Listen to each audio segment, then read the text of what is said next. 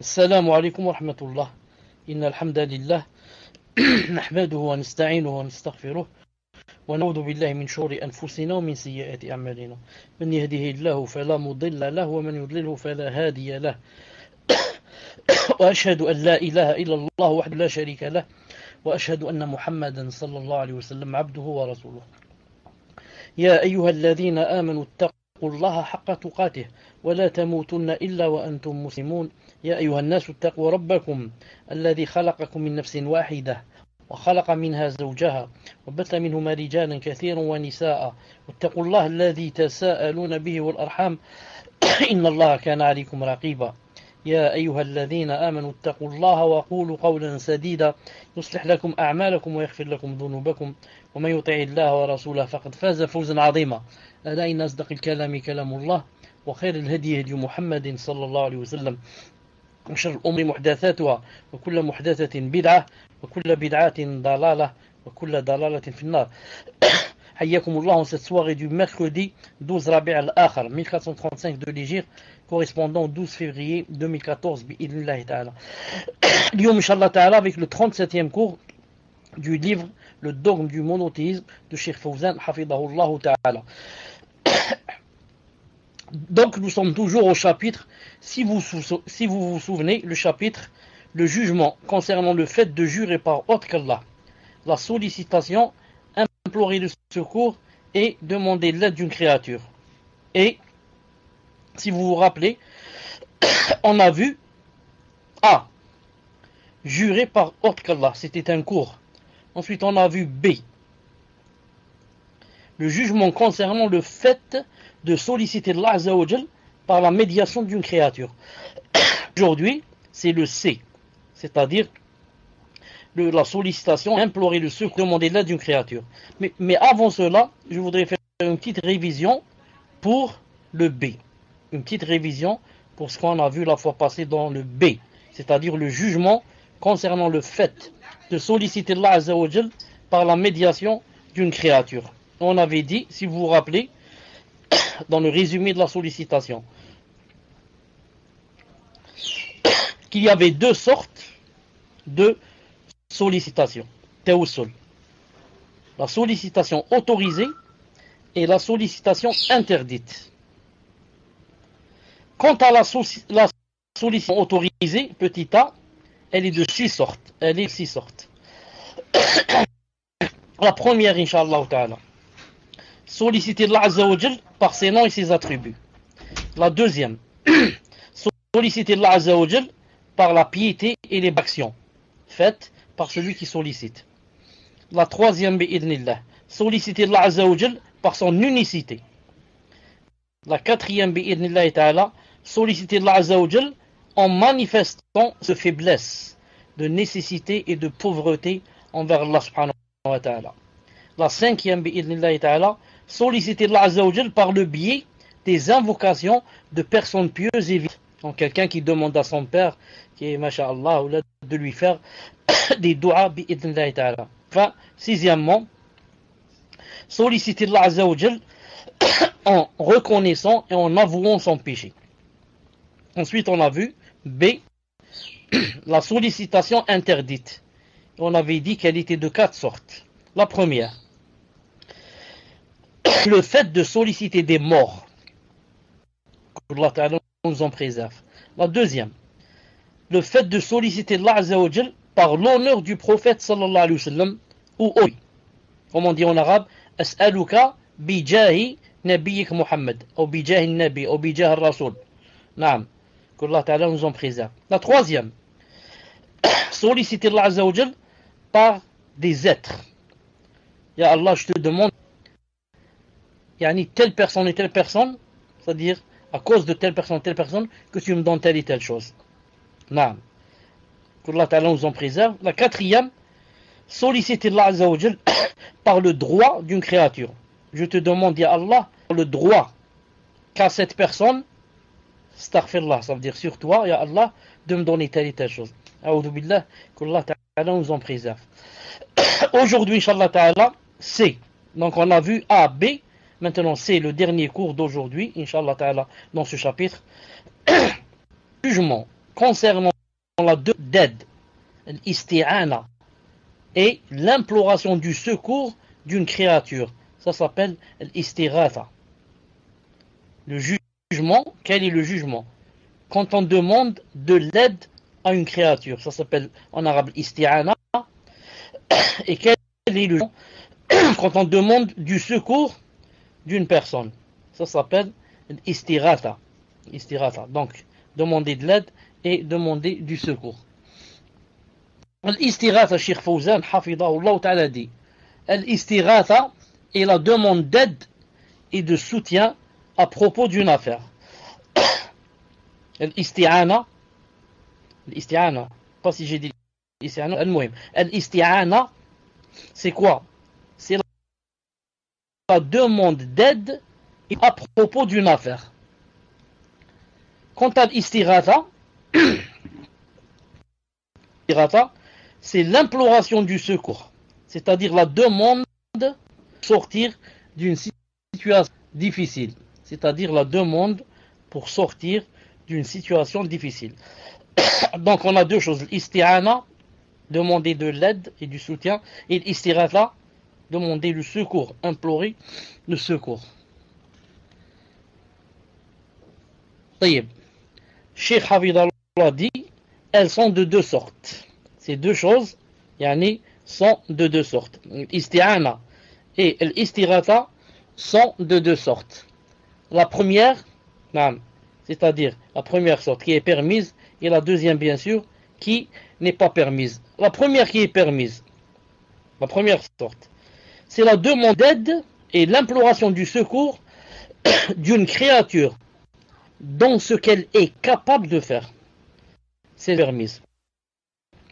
Quand je demande de l'aide, ou bien j'implore le secours d'une personne, dans créature, je peux même implorer la demande dans parenthèse d'un chien. Peut-être j'ai un chien et je suis tombé dans un puits et je l'appelle pour qu'il vienne m'aider. C'est pour ça qu'on a dit une créature. Dans ce qu'elle est capable de faire. C'est ça la condition. Si c'est comme ça, c'est permis. Si je demande de l'aide, ou bien j'implore du secours d'une personne ou d'une créature en général, mais que cette personne ou bien créature est capable de me donner de l'aide, cette chose est permise bi'idnillahi subhanahu wa ta'ala. Que ce soit isti'ana ou que ce soit istighatha. La preuve, Allah ta'ala dit dans le Coran, wa ta'awanu 'ala al-birri wa at-taqwa. 5.2, c'est-à-dire entraidez-vous dans l'accomplissement des œuvres et de la piété. Et toi, quand tu m'aides dans une difficulté, tu m'as aidé. Tu m'as aidé dans une bonne œuvre. Donc pour toi, si tu l'as fait fissabillah, c'est de la piété. C'est même un délil de la piété. Bi'idnillahi ta'ala. Là, ça me rappelle un hadith, c'est ce hadith, je n'ai pas pensé à lui quand je préparais le cours, mais maintenant il est dans ma tête. Il est rapporté par Muslim, rahimahullah, dans Sahih Muslim, que le prophète a dit en ce sens, à peu près ce qu'il a dit. Il a dit que les meilleurs, les plus aimés par Allah, ce sont ceux qui sont les plus utiles aux gens. Comme ça, il a dit. Il a dit, Allah subhanahu wa ta'ala aime que tu fasses rentrer la joie dans le cœur de ton frère. Aime que tu chasses de ton frère la famine et la faim, par exemple. Aime que, par exemple, tu l'aides dans son affaire. Ensuite, il a dit que tu fasses voir son sourire, que tu lui redonnes le sourire. Ensuite, il a dit, sallallahu alayhi wa sallam, il a dit que j'aille avec mon frère pour lui régler son affaire jusqu'à ce qu'elle se règle, est mieux pour moi que de faire comment on appelle ça, la piété de la mosquée, de rester dans la mosquée. Ça, il a dit, sallallahu alayhi wa sallam. Subhanallah al-azim. Que j'aille avec mon frère pour l'aider dans son affaire, c'est mieux que de rester un mois dans la mosquée en train de prier, de lire le Coran et de faire le tasbih. Subhanallah al-Azim. Il a dit quiconque marche avec son frère. Quand je dis son frère, sa sœur aussi. Quiconque marche avec son frère, ou bien, disons, se tient et rentre jusqu'à ce que son affaire, Allah subhanahu wa ta'ala il raffermira ses pieds, yawm al-qiyamah, retraite spirituelle, sahad i'tikaf. Quiconque marche avec son frère jusqu'à ce qu'il lui règle son affaire, Allah subhanahu wa ta'ala raffermira ses pieds, yawm al-qiyamah, quand la personne va trembler. Allah ta'ala, mais pourquoi? Car tes pieds ont marché avec ton frère et ta sœur dans leurs affaires jusqu'à les avoir réglé leur affaire. C'est mieux que de rester un mois enfermé dans la mosquée à prier. Le hadith, revenez, vous le trouverez dans Sahih Muslim, bi'idhnillahi subhanahu wa ta'ala. Donc Allah ta'ala dit, qu'est-ce qu'il a dit? Je reprends le verset, il a dit entraidez-vous dans l'accomplissement des bonnes œuvres et l'année des dalils que c'est permis de demander de l'aide ou bien d'implorer le secours si la créature peut nous aider et que c'est quelque chose de halal. Et le deuxième dalil qu'a cité le cheikh hafidahullah ta'ala, qawluhu ta'ala فاستغاثه الذي من شيعته من عدوه فوكزه موسى فقع عليه. 28-15. L'homme parti l'appela au secours à Moussa alayhi salam contre son ennemi. Alors Moussa lui donne un coup de poing qui l'acheva. Donc l'homme du parti de Moussa alayhi salam appela qui? Appela Moussa alayhi salam au secours. Viens m'aider au secours, on veut me tuer. Aide-moi à me débarrasser de mon ennemi. Et Moussa alayhi salam a accepté et l'a aidé en donnant un coup de poing à son ennemi qui tomba mort. Alors que Moussa alayhi salam ne voulait pas le tuer. Et c'est là qu'a commencé la grande fitna. Et il a fui et on l'a recherché, etc. etc. Donc, il lui a demandé de l'aide. Il n'a pas dit non, c'est haram, c'est du shirk. Non, il faut demander de l'aide seulement à Allah Ta'ala. Je n'ai pas le droit de t'aider. Non, il a dit, tu veux de l'aide. Donc, si je peux t'aider, je t'aide. Comme a dit le prophète, sallallahu alayhi wa sallam, dans un hadith sahih aussi, rapporté dans Muslim. Man istata'a an yanfa'a akhah falyaf'al. Quiconque peut être utile à son frère, c'est-à-dire en l'aidant, qu'il le fasse. Donc, peut être utile à son frère, en pouvant l'aider, qu'il le fasse. Cheikh dit, hafidahullah ta'ala, il a dit, comme le cas d'un homme qui appelle au secours ses compagnons lors d'une guerre, et autres parmi les choses possibles pour un être humain. Donc ça c'était quoi? Je reprends, c'est celle qui est permise.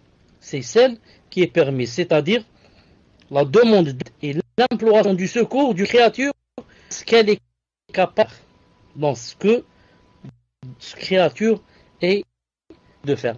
La deuxième sorte, et qui est interdite, comme vous l'avez peut-être remarqué, c'est quoi?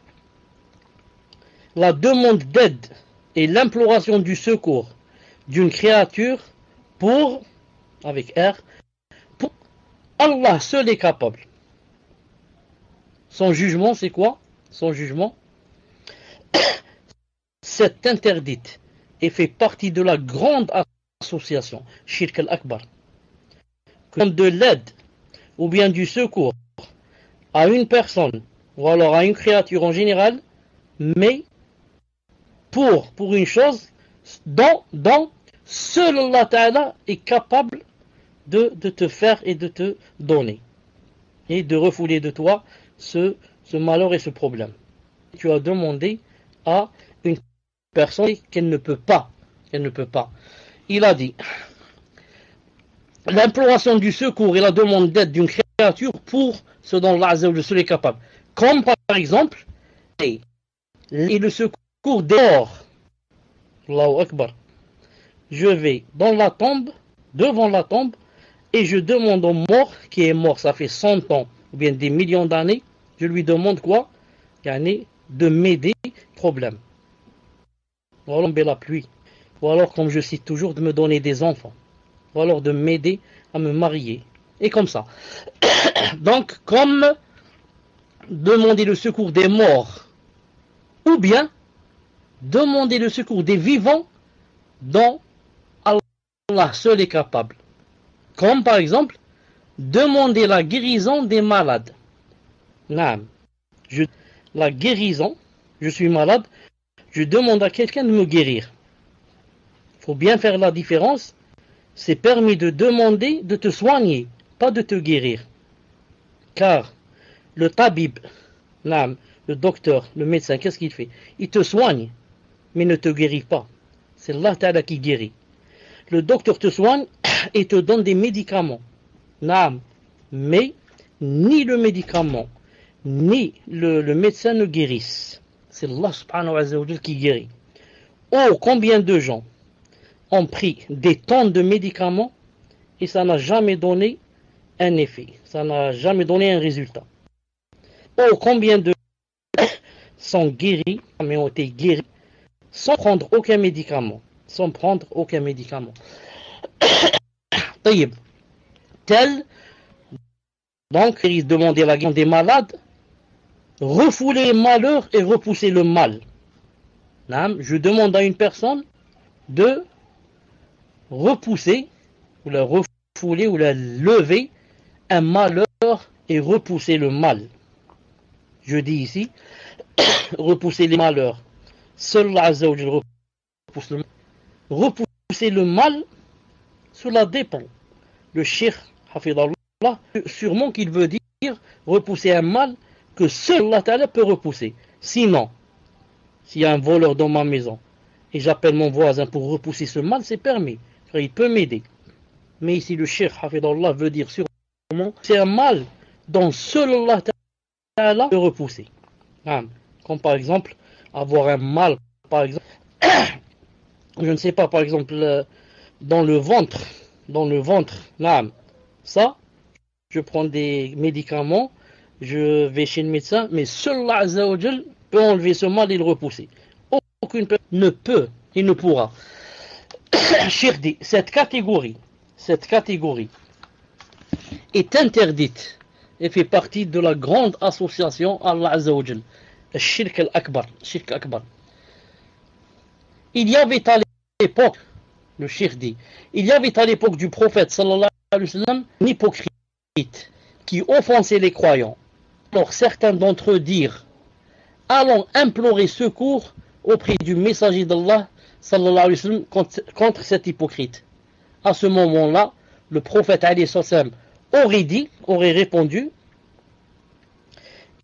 inna yustaghathu bi, innama yusta'anu billah, ou yustaghathu billah. C'est-à-dire, le secours n'est pas imploré auprès de moi, mais plutôt auprès d'Allah subhanahu wa ta'ala. Donc, ils sont allés demander secours auprès du prophète sallallahu alayhi wa sallam contre un hypocrite qui offensait les croyants. Alors je dis, premièrement, ce hadith a été jugé faible par Ibn Taymiyyah Ta'ala dans son livre Ar-Radd ala al-Bakri, page 153-154. D'ailleurs, même Cheikh Fawzan Hafidhahullah, qu'est-ce qu'il a dit? Il a dit, écoutez la phrase, il a dit alors le prophète, à ce moment, le prophète aurait dit, ce qu'on appelle en arabe Sirat Tamrid, pour ceux qui ont lu, connaissent yani mustalah al-hadith. Naam, Sirat Tamrid, Rouya. On aurait rapporté. Naam. Donc, c'est déjà, ça donne un aperçu que c'est pas sûr que le hadith est authentique. Mais alhamdoulilah, le hadith est faible.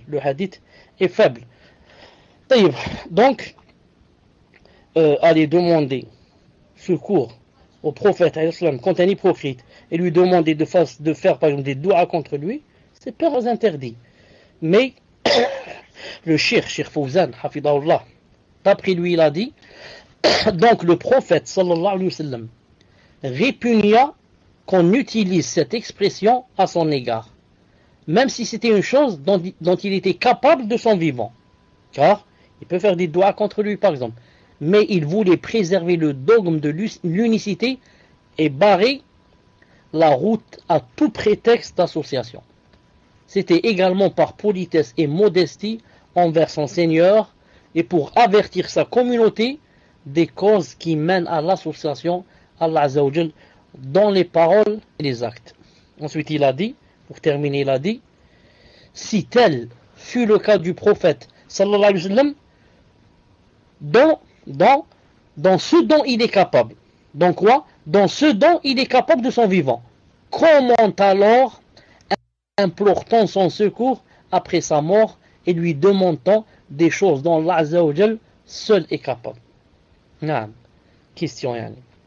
Si tel fut le cas du prophète dans une chose dont il est capable de son vivant de la faire et il n'a pas accepté, comment alors implore-t-on son secours après sa mort et peut-on lui demander si Azza wa Jal est capable? Il a dit, et si ce n'est pas permis à son égard alayhi salam, alors ça ne l'est pas à l'égard d'autrui à plus forte raison. Ça ne l'est pas à l'égard d'autrui à plus forte raison. Voilà, Inch'Allah ta'ala, pour le cours. Billahi subhanahu wa ta'ala, comme vous voyez, il est très court. On ne peut pas rentrer dans un nouveau cours, car le prochain cours est très long. Et son titre, c'est, le prochain cours, Inch'Allah ta'ala, ce que l'on doit croire et attester à l'égard du messager, alayhi salam, à l'égard de sa famille, à l'égard de ses compagnons. Donc, ça, deux cours à la fois. Naam. L'autre, il parle des choses qui ont rapport avec Allah subhanahu wa ta'ala, le shirk qui ont rapport avec le prophète sallallahu alayhi wa sallam. Donc, je me suis contenté de ce petit cours, bi'idnillahi subhanahu wa ta'ala. Je dis, subhanakallahumma bihamdik, ashhadu an la ilaha illa anta, astaghfiruka wa atubu ilayk. Assalamu alaykum wa rahmatullahi wa barakatuh. Je voulais la première question, cher. Qu'Allah Ta'ala vous récompense pour le temps que vous nous accordez, cher. Ma question porte sur le cours précédent, au sujet de la 4e sollicitation interdite qui est le fait de solliciter Allah Azza wa Jal par le droit d'une créature. Vous avez dit que cet acte était interdit pour deux raisons. La première raison était Allah Azza wa Jal n'est redevable de rien à personne, et vous avez mentionné le délil. Donc je cite le verset, Surat Ar-Rum, verset 47. Nous avons effectivement envoyé avant des messagers vers leur peuple et leur apportèrent les preuves.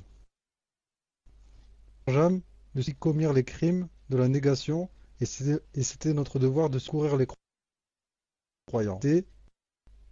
Car le droit qu'Allah Ta'ala accorde à son auteur est un droit propre à ce dernier, et par conséquent n'a de lien avec personne d'autre. Cher, je n'ai pas compris le dalil que vous avez mentionné, surtout que vous aviez insisté sur la partie du verset « C'était notre devoir de secourir les croyants ». Pouvez-vous réexpliquer, barakallahu fikum, cher? Cher, juste une chose, il y a une personne en PV qui me dit, pour à ce qu'on demande aux frères et sœurs d'être plus réactifs par rapport aux questions, la personne me dit « Akhi, il faut prendre en compte qu'à côté des cours, on a une vie familiale. On n'est pas scotché à l'ordinaire, au taquet, on a des obligations familiales. Donc, min fadlikum, prenez en compte ce point, ça finit par être pesant, cette genre de mise en pression. Vous dites qu'il faut écrire des questions sans faute en s'appliquant.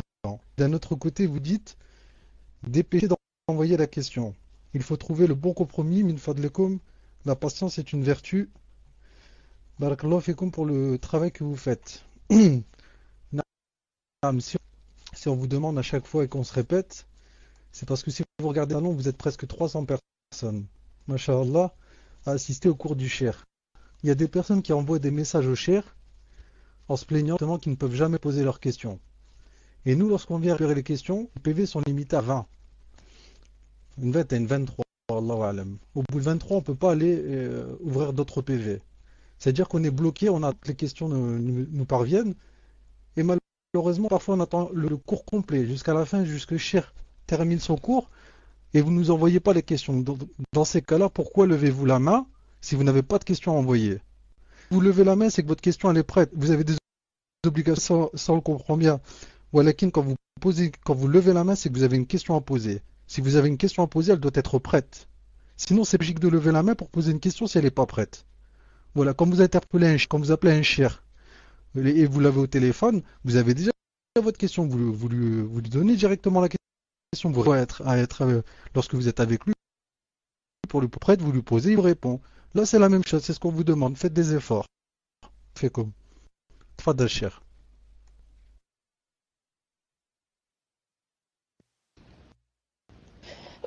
طيب. Salam alaikum. Si j'ai bien compris, la personne a un problème dans وجه aussi وجه الدلالة, les deux sont vrais comme العلاقة et العلاقة.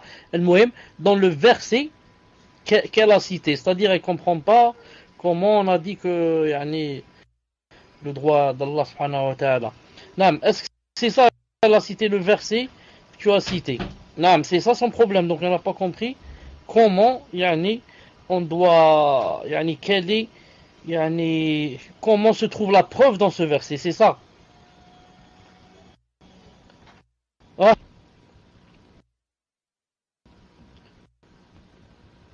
Muslim, es-tu avec nous? Afwan, cher, je parlais à Ibn Mohamed, j'ai pas entendu, excusez-moi. Si vous pouviez répéter une fois de comme cher.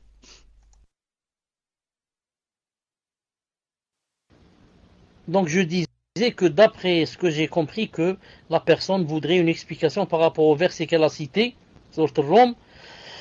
comme quoi elle n'a pas compris wajh dalala du verset, c'est-à-dire comment on peut se baser sur ce verset. C'est ça, c'est-à-dire comment, où se trouve yani, la preuve dans ce verset. N'est-ce pas, c'est ça? Que personne n'est redevable, ou qu'Allah Ta'ala n'est redevable à personne d'une chose. C'est ça. Alhamdulillah. Donc on va commencer, Inch'Allah Ta'ala, par citer le verset. وَلَقَدْ أَرْسَلْنَا مِنْ قَبْلِكَ رُسُلًا إِلَى قَوْمِهِمْ فَجَاءُوهُمْ بِالْبَيِّنَاتِ فَانْتَقَمْنَا مِنَ الَّذِينَ أَجْرَمُوا وَكَانَ حَقًّا عَلَيْنَا نَصْرُ الْمُؤْمِنِينَ. C'est bien ça le verset, Muslim, écrit numéro 1. C'est bien ça le verset. Nous avons effectivement envoyé avant toi des messagers vers eux et ils leur apportèrent une preuve. Nous nous vengeâmes de ceux qui comptent et c'est devoir de secourir les croyants. Je dis à cette personne, le témoin du cours dans ce verset, c'est la dernière phrase. Et c'était notre devoir de secourir les croyants. Allah Ta'ala veut dire ici que secourir les croyants, c'est mon devoir. C'est son devoir à lui, Azza wa Jal. Mais il veut te dire, ce qu'on voulait dire dans le cours, attention à ce que tu crois que tu as un droit sur Allah de te secourir. Il a dit, c'est notre devoir de secourir les croyants. Mais ne nous oblige pas. C'est un devoir qu'on s'est imposé à nous-mêmes. Qu'Allah Ta'ala, comme j'ai dit une fois, il a quoi? Il a interdit l'injustice en lui-même ou sur lui-même. Personne ne lui a dit c'est interdit l'injustice, il ne faut pas que tu sois injuste. Personne ne peut lui dire comme ça. Ici c'est la même chose. Quand il a de secourir les croyants, on veut te dire attention que tu crois que c'est un devoir qu'il doit le faire parce que nous lui avons fait ce devoir. C'est un droit pour nous. Sinon, il va lui dire non. De vous, sans que nous soyons redevables à quiconque de vous de quoi que ce soit. Voilà ce que veut dire Allah Ta'ala. C'est notre devoir de vous, mais ce qui nous l'avons nous-mêmes. Personne ne nous est, on est redevable à personne de quoi que ce soit. Inch'Allah Ta'ala, que la réponse est claire, bi'illah. ta'ala. Quant à la personne qui avait demandé, est-ce que c'était permis de demander Allah Azza wa Jal, on l'implore et l'invoque en citant Jah Allah, Jah, comme Jah al-Nabi d'Allah subhanahu wa ta'ala. Cheikh Ben Baz, rahimahullah ta'ala, dans son barnamij qui faisait Darb sur la radio, je posais cette question et il a répondu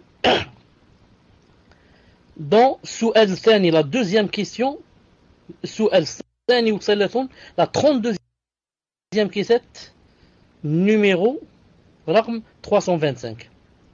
Donc, la réponse se trouve dans la cassette numéro 325, question numéro 32, Su'al Thani ou Salaton, question 32. On lui a dit, est-ce que c'est permis que quelqu'un demande, yani Allah subhanahu wa ta'ala, as'aluka bi jahika, et comme ça, il a dit, Naam, c'est permis. Il a dit, quand tu demandes à Allah ta'ala quelque chose, tu lui demandes avec son nom, ses attributs, avec sa rahma, sa miséricorde. Il a dit, c'est permis. Mais il a dit, on ne doit pas demander à une personne. On dit à une personne, je te demande par le jah d'Allah, par l'honneur d'Allah, que tu me donnes telle chose ou que tu m'aides ou ceci, cela. Il a dit ça, yani tarku awla. Le mieux, c'est de ne pas le faire et de ne pas demander des gens. Mais si tu demandes à Allah Ta'ala lui-même, tu lui dis, Ya Allah, je te demande bi jahika, que tu me donnes telle et telle chose, il a dit c'est permis et il n'y a aucun mal en cela, bi idnillahi ta'ala. Tfadlal.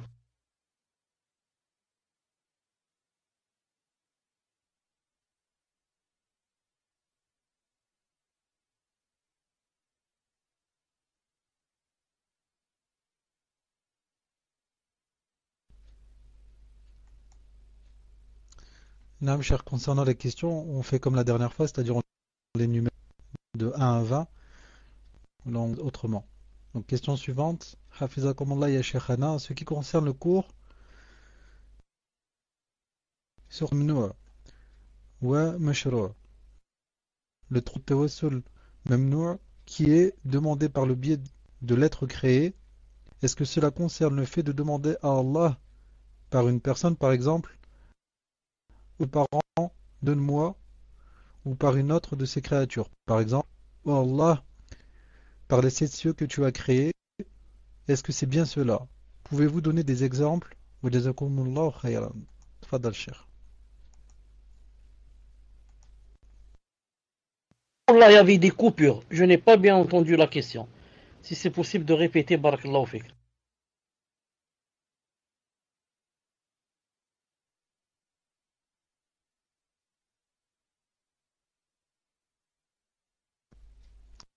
Les coupures, je me demande si ça vient pas de chez moi, car j'ai quelques petits blocages. Ibn Mohammed, est-ce que tu entends lorsque je parle, ou est-ce qu'il y a des coupures? Non, je vous question, Inch'Allah, cher. Hafizakumullah ya Sheikhana. Ce qui concerne le cours sur Tawassul Mamnou' wa Mashru'. Le troisième point de Tawassul Mamnou' qui est demandé par le biais de l'être créé. Est-ce que cela concerne le fait de demander à Allah par une personne, par exemple, ou Allah par mes parents, donne-moi, ou par une autre de ses créatures, par exemple, ou Allah par les 7 cieux que tu as créés? Est-ce que c'est bien cela? Pouvez-vous donner des exemples? Wa jazakumullahu khayran. Tfadal Cheikh.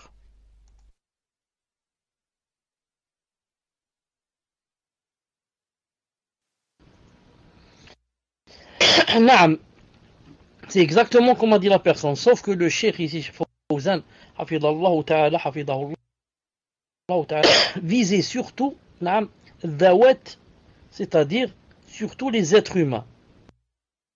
Quand je lui dis Afwan, je vous demande par mon père, naam, de me donner telle chose. Ça veut dire que tu as fait rentrer ton père dans l'imploration. C'est-à-dire, qui est ton père? Naam. Pourquoi Allah Ta'ala va-t-il te donner à cause de lui? On est sans intermédiaire. Ensuite, nous, quand on fait rentrer quelqu'un, naam, j'envoie quelqu'un X toi il te connaît, peut-être qu'il va me rendre service. Pourquoi? Parce que cette personne que je vais envoyer, elle a une certaine influence sur la personne de laquelle je veux qu'elle me rende le service. Mais ici, non. La personne a lui ou un impact pour que je lui dise, de par mon père ou mon oncle ou la X ou la Y, ou bien les cieux ou bien la terre. Non, c'est pour ça que on demande à Allah direct, sans faire rentrer quelque chose entre moi et lui, bi'idnillah subhanahu wa ta'ala. Non, voilà, inshallah ta'ala, la réponse et j'espère qu'elle est claire. Allah subhanahu wa ta'ala n'a pas besoin d'intermédiaire. Tu lui demandes وَإِذَا سَأَلَكَ عِبَادِي عَنِّي فَإِنِّي قَرِيبٌ. Je suis, نعم, أجيب دعوة الداعي إذا دعان. نعم, تفضل.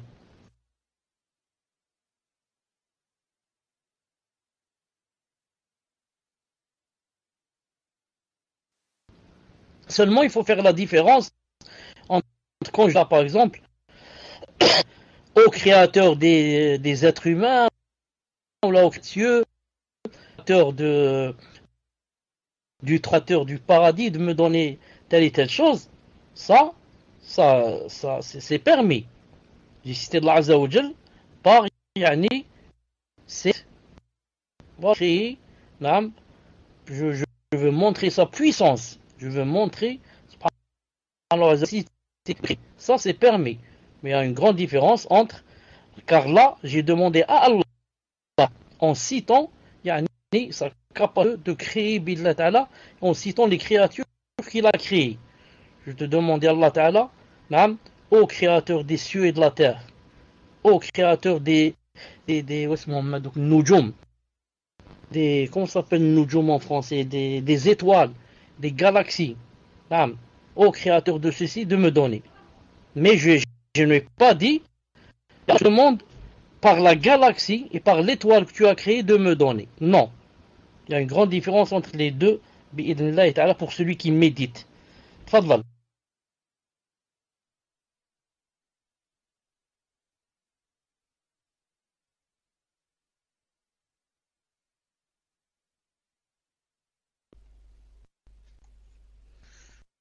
Question suivante, cher. Le frère dit, j'ai un ami qui connaît peu les bases de la religion. Et il s'est aperçu que sa mère et ses grands-parents commettent du shirk, en invoquant les morts et les tombes, quand il va au Maroc. Donc il me l'a dit et je lui ai confirmé que ce n'était pas permis. Pouvez-vous leur faire attention que j'enregistre Inch'Allah en arabe, car ils sont loin, je pense, de la science. Tfadal cher. Donc c'était la troisième question. Tu as dit, pouvez-vous faire quoi? J'ai pas entendu le mot. Sûrement, tu veux dire faire une exhortation, n'est-ce pas? Et tu n'as pas dit de quel arabe fallait-il parler. En quel arabe? Dialectique ou bien littéraire? Naam, tfadlal.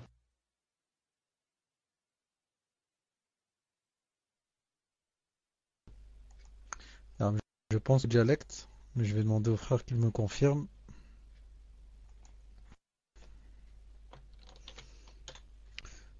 Même si ce sont des Marocains, cher, je vous ai dit une fois, Inch'Allah, entre Marocains et Algériens, on se comprend.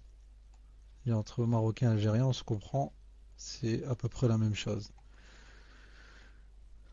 Donc le frère qui a posé cette question, qu'il me réponde en PV, c'est le dialecte ou le littéraire. Voilà.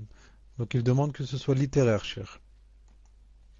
Comme ça, c'est clair. En littéraire, une fois de l'école. Tfadal, cher.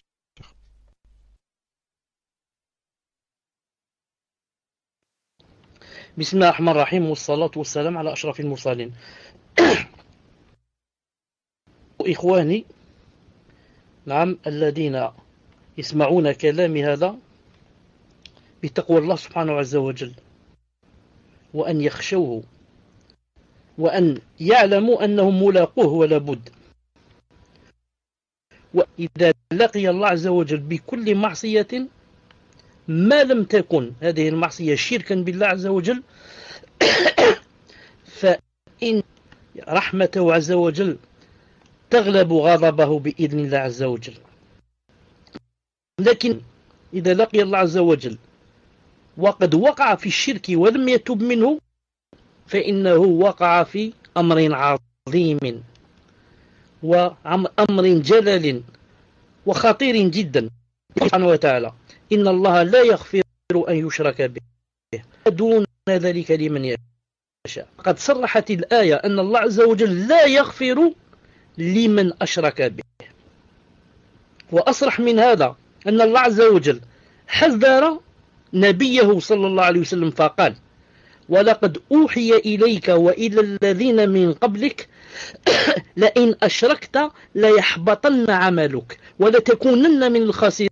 سبحان الله، هذا نبينا محمد عليه وسلم، وقد توعده الله عز وجل أنه إذا أشرك بالله عز وجل أنه سيحدث له أمران: يحبط عمله وسيكون من الخاسرين. فكيف بنا نحن بالله عز وجل؟ وهل فيه شرك أكبر من أن يذهب الإنسان إلى قبر ميت ليطوف عليه وليسأله حاجته وليسأله أن يقضي له حاجة في نفسه أو عنه ضررا أو هما أو غما أو كربة؟ نسأل الله سبحانه وتعالى العافية. فاتقوا الله سبحانه عز وجل، فاتقوا الله عز وجل وتوبوا إليه قبل أن تموتوا فتندموا ندامة بعدها ليس بعدها ندامة. تترك الله عز وجل الذي قال: وإذا سألك عبادي عني فإني قريب أجيب دعوة الداعي إذا دعان، وتذهب إلى ميت لا يقدر على نفع نفسه فتطلب منه أن ينفعك. أين يعني هذا في عمل السلف؟ كيف هذا من المستحيل. قال تعالى: إن الذين تدعون من دون الله لا يسمعوا دعاءكم ولو سمعوا، أو إن الذين يدعون من دون الله لا يسمعون دعاءهم ولو ما استجاب ويوم القيامة يكفرون بشرككم ولا ينبئك مثل خبير. إن الذين تدعون من دون الله لا يسمعوا دعاءكم ولو سمعوا دعاءكم ما استجابوا له ويوم بشرككم. هذا الشرك أن تذهب إلى القبر أحدا وقد أخبر لا يسمعك، أو لو سمع لم يستطع أن يستجيب لك، وأن يتبرأ منك شركك ويطلب من الله عز وجل لأنك أشركت به. نعم. قولي هذا استغفر الله لي ولكم، سبحانك اللهم وبحمدك أشهد أن لا إله إلا أنت أستغفرك وأتوب إليك. تفضل.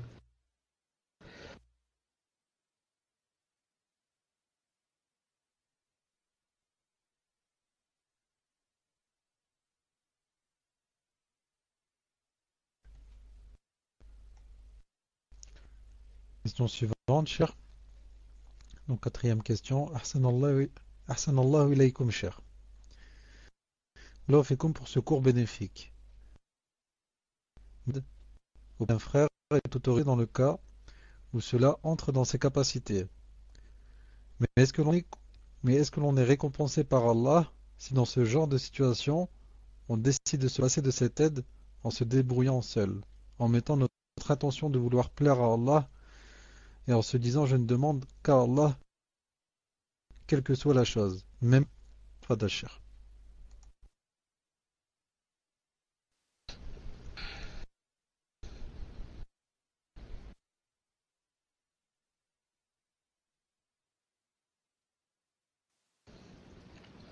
En fait, j'avais demandé le micro, mais tu n'as pas remarqué. Je voulais couper.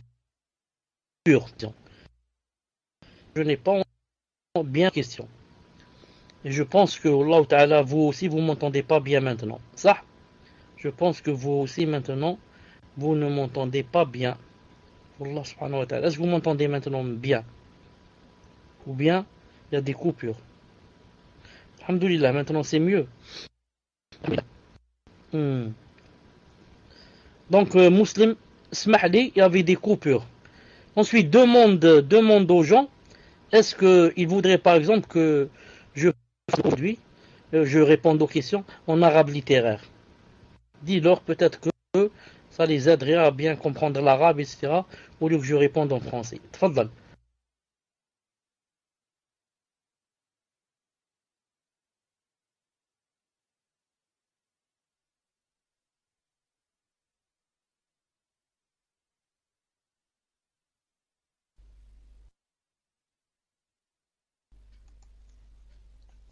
Ah, cher Alfouane, mais ça a coupé lorsque vous avez parlé.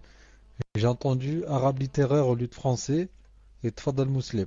Donc j'ai pas que vous avez demandé. Tfadal cher.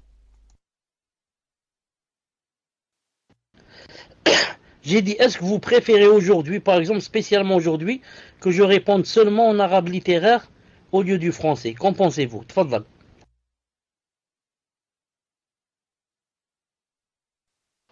Wow, alam cheikh, mais beaucoup de personnes ne comprennent pas l'arabe littéraire. Et je pense que c'est même une grande majorité. Donc, je pense que ça serait difficile pour eux de comprendre. Mais si vous pouvez dire des grands propos peut-être en arabe littéraire, et après les dire en français, ou certaines parties, ou certains mots en arabe littéraire, c'est-à-dire petit à petit en fait.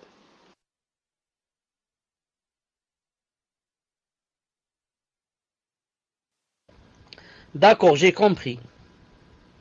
فهمت. أحسنت. مسلم جزاك الله خيرا. هل من ممكن أن تعيد سؤالك؟ أفهمه كله. تفضل.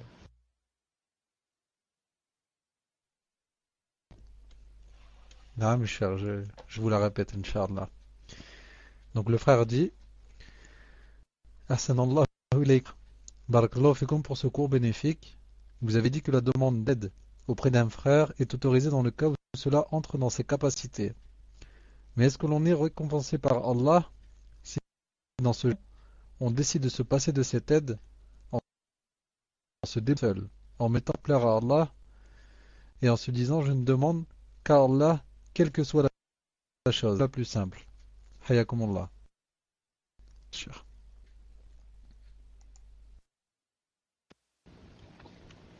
Naam. En fait,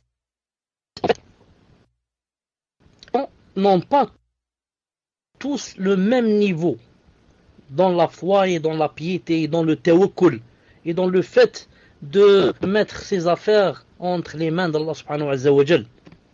C'est pour cela qu'il est possible qu'une personne, par exemple, ne demande pas de l'aide et ensuite qu'elle commence à avoir des remords et qu'elle dit subhanallah al-azim, j'aurais pu lui demander alors que subhanallah al-azim c'est quelqu'un qui a beaucoup de connaissances, etc. Et j'ai laissé passer l'occasion et le shaitan, etc. Vous comprenez? Sinon, si la personne peut se passer des gens qu'elle s'en passe, le prophète sallallahu alayhi wa sallam, il a dit, il leur a demandé de ne demander rien aux gens. Donc la règle c'est quoi? C'est qu'à la base, je ne demander rien aux gens. Ensuite, maintenant, si je demande, comme j'ai dit, ils ne sont pas tous dans le même niveau. Il y en a qui demandent matin et soir. Il y en a qui demandent une fois en une année. Il y en a qui demandent seulement quand c'est grave. Et comme ça, cela dépend de quoi? De ta foi, de ta piété, de ton tawakkul envers Allah subhanahu wa ta'ala, de ton nefs. Est-ce que et tu reviens sur Allah alors que c'est permis de demander? Est-ce que tu as le cœur apaisé? Est-ce que tu n'auras après? L'occasion en or s'est présentée. Je l'ai laissé. Attention. Sinon, donc, comme j'ai dit la base, je résume, le mieux, c'est de ne rien demander. Mais si on demande le halal, donc quelque chose de halal, et que la personne peut nous aider, c'est permis. C'est permis. Sinon, où sont les hadiths où l'on dit que dans l'aide de la personne, tant que cette personne aide une autre. Allah في عون العبد ما كان العبد حديث ينفع أخاه فليفعل quiconque peut qu'il le fasse comme ça. نعم.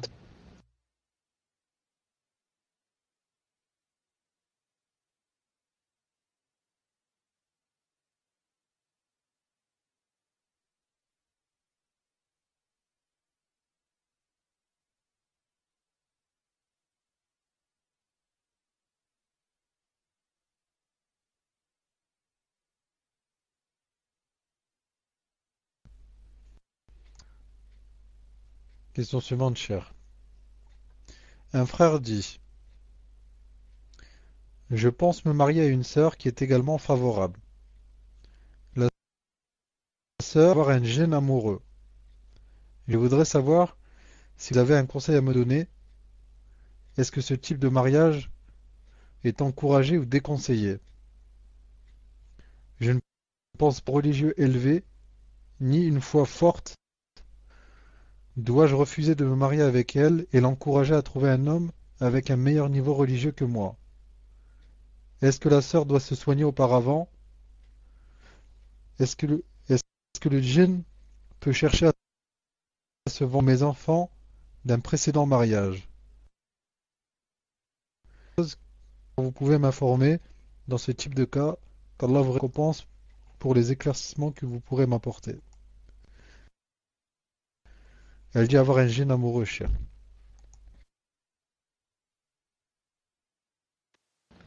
Dans la question, c'est dit qu'une personne allait se marier à une sœur. Ce que je sais, c'est que on dit on se marie avec, pas à quelqu'un. On se lie à quelqu'un, mais on se marie avec quelqu'un. Al-Muhim. Il y avait beaucoup de coupures musulmanes. Beaucoup de mots, je ne les ai pas entendus. Et pour moi, chaque mot a sa valeur. Un seul mot peut changer toute la réponse, bi'idnillahi ta'ala. Naam. Si c'est possible de recommencer, sinon, il y a de donner à un autre de lire les questions. Tfadlal.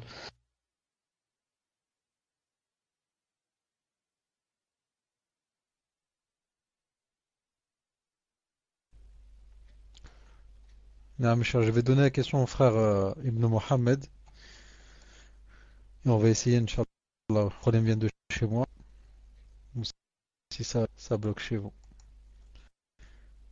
تفضل أخي ابن محمد.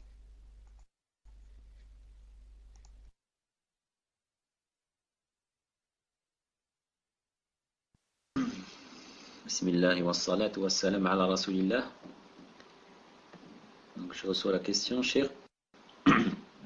Donc question d'un frère qui dit: cher, je pense me marier avec une sœur qui est également favorable. La sœur a dit avoir un djinn amoureux. Je voudrais savoir si vous avez un conseil à me donner. Est-ce que ce type de mariage est à encourager ou plutôt à déconseiller? Je ne pense pas avoir un niveau religieux élevé, ni une foi forte. Donc est-ce que je dois refuser de me marier avec elle et l'encourager à trouver un homme avec un meilleur niveau religieux que moi? Est-ce que la sœur doit se soigner auparavant? Est-ce que le djinn peut chercher à se venger sur moi ou mes enfants d'un précédent mariage? Est-ce qu'il y a des choses que vous pouvez informer dans ce type de cas? Qu'Allah vous récompense pour les éclaircissements que vous m'avez apportés, cher.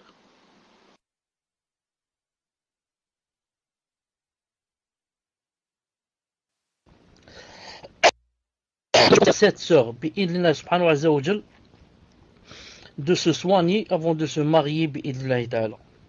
Surtout si ce djinn, naam, se manifeste souvent et cause beaucoup de problèmes à elle. Naam. C'est pour cela que ce frère, naam, est de surcroît, il a dit que sa foi était faible et que il n'était pas fort dans le dîner, etc. Ça va donc lui faire beaucoup de problèmes. Surtout que ce djinn n'est pas pour lui faire des problèmes de santé, mais aussi pour des problèmes de sentiments. Naam. Et le frère passera de très mauvais moments. Naam, avec la manifestation de ce djinn quand il va venir. Et faire des problèmes. Et la faire tomber par terre. Et la faire crier des choses. Naam, vraiment, il va dire, moi, je me suis hâté, j'aurais pu prendre une sœur normale. Qui est-ce qui m'a poussé à faire cela, etc. Maintenant, si c'est un frère, masha'Allah, chanter avec elle et l'aider, et masha'Allah, lui faire la ruqya, etc. Ça, il y a des ajr pour avoir accepté cela, fi sabilillah, et sauf. Mais si c'est quelqu'un de faible, je ne lui conseille pas bi'idnillahi ta'ala, car je sais qu'il va regretter et ça va se terminer par moi, je ne peux pas, je savais pas que c'était comme ça et c'est trop, je ne peux pas crier.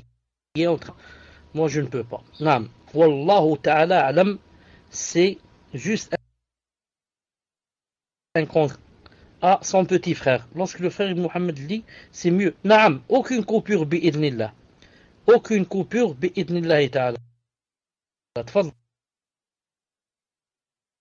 Peut-être parce que nous sommes les deux, Allahu a'lam.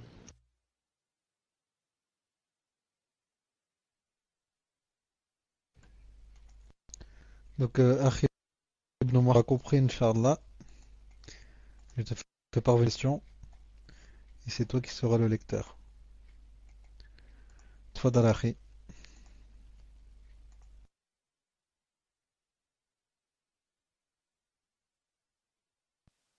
Akhi Muslim, t'es sûr que ton ordinateur ne peut pas être réparé là? Inch'Allah. Donc on va passer à la prochaine question. Donc c'est la question d'une sœur qui dit: qu'Allah vous préserve, ya Shaykhana. Ma question concerne la Aqidah. J'aimerais savoir s'il est vrai que Cheikh Ibn Abdul Wahhab al-Wazabi, dans son livre Leçon de Tawhid, a conseillé un livre qui s'appelle Tibyan Sharh Nawaqid al-Islam de Sulayman ibn Nasir al-Ulwan. Et soi-disant, les takfiri utilisent cette shubha pour dire que les salafis ont retiré cette annotation. Si c'est vrai, pourquoi y a-t-il une mise en garde contre cet auteur?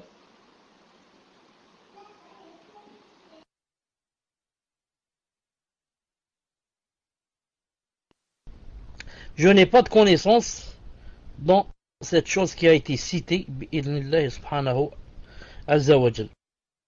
Si j'apprends quelque chose, je vous en informerai bi'idnillahi ta'ala. Tfadlal.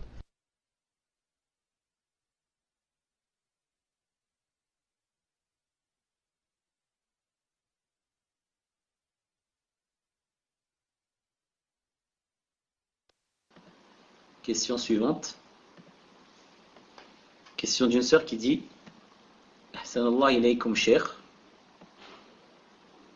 Concernant la demande d'aide, puis-je demander une aide auprès des tribunaux en France pour une question de pension alimentaire non réglée par le père de mon enfant, sachant que cette dernière est pubère, donc l'enfant est pubère. Je ne sais pas jusqu'à quel âge il doit aider pour les dépenses. De plus, il a un travail illicite, donc son argent l'est aussi. Qu'Allah le guide vers le droit chemin, sachant que la demande d'aide serait auprès des tribunaux des koufars. Voilà, ne sachant pas quoi faire, je ne fais rien, et cela fait plus de 2 ans qu'il ne la verse pas. Mais alhamdoulilah, je ne suis pas dans le besoin, et pour le moment, je préfère ne rien prendre que de prendre de l'argent illicite. Faddal au cheikh.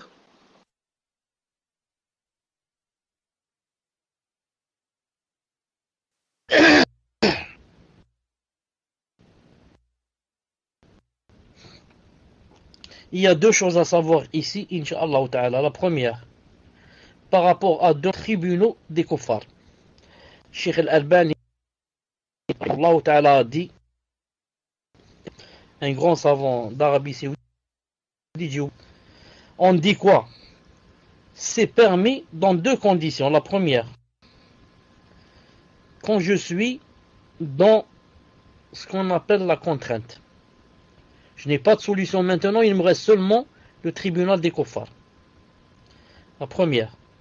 La deuxième, c'est quoi? C'est à condition de ne prendre de ce que va me donner le tribunal que ce qui est conforme à la charia. Je donne un exemple. En islam, quand quelqu'un divorce sa femme, elle n'a pas droit au logement si c'est son logement à lui. Le mari a acheté une maison et s'est marié avec une femme. Ensuite, il a divorcé. Maintenant, elle n'a plus droit à la maison. Elle va où? Elle va chez ses parents. Ou bien elle va se marier avec un autre qui a une maison. Sauf si, bien sûr, ce sont les deux qui ont acheté la maison. Mais moi, je parle du cas où c'est lui qui a acheté la maison. En islam, si elle est divorcée, elle n'a plus droit à la maison. Elle va déposer une plainte contre lui dans le tribunal des kuffar pour qu'on lui donne la maison. Ou alors pour qu'on lui donne la moitié de la maison. Maintenant, est-ce que en faisant ainsi, elle a fait ce qu'a dit les savants, c'est-à-dire la deuxième condition, qui est quoi? La première, c'est la contrainte, et la deuxième, c'est quoi? C'est de ne prendre que ce que la charia me donne. Est-ce que la charia te donne la maison si tu es divorcé, toi, ma soeur, et que la maison ne t'appartient pas? Elle ne te la donne pas. La charia ne te la donne pas, la maison. Donc tu es allé contredire ce que Allah a demandé et contredire ce que Allah Azza wa Jalla t'a donné, donc c'est haram. La deuxième des choses que je voulais dire, quand quelqu'un me doit de l'argent, si son argent est haram, c'est haram pour lui, pas pour moi. Vous avez compris? Je te prête 10 millions. Ensuite, je ne sais pas ce que tu vas faire avec cet argent, l'usure, et je ne sais pas, prendre le vin, et je ne sais pas quoi, et la drogue. Ensuite, tu me ramènes mon argent. Tu me dis, voilà les 10 millions. Qu'est-ce que je vais te dire? Je vais te dire, ah non, tu as vendu l'alcool, tu as vendu la drogue, donc je ne prends pas l'argent. Va me ramener 10 millions de halal.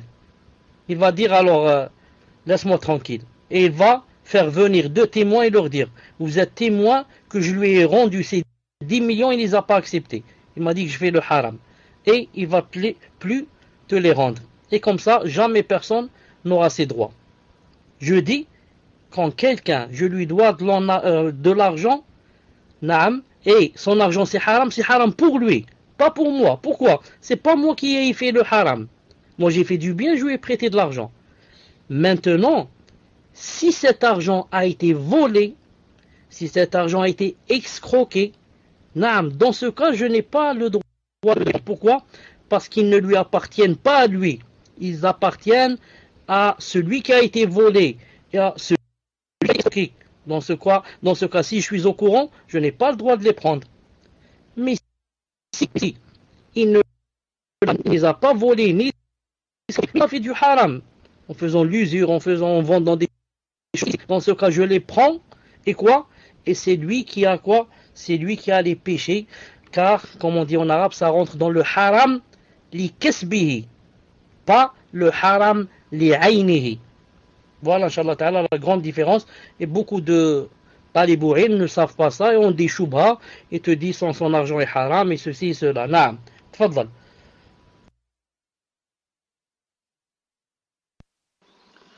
Barakallah fikum cher. Question suivante d'un frère qui dit: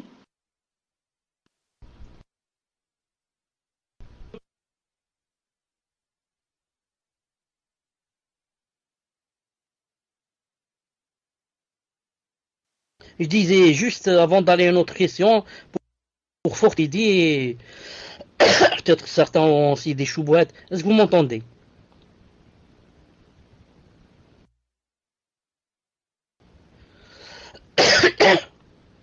Taïeb, regardez ce verset, une seconde, hein. Une seconde, je vous mets un verset devant vous, une seconde. Hein.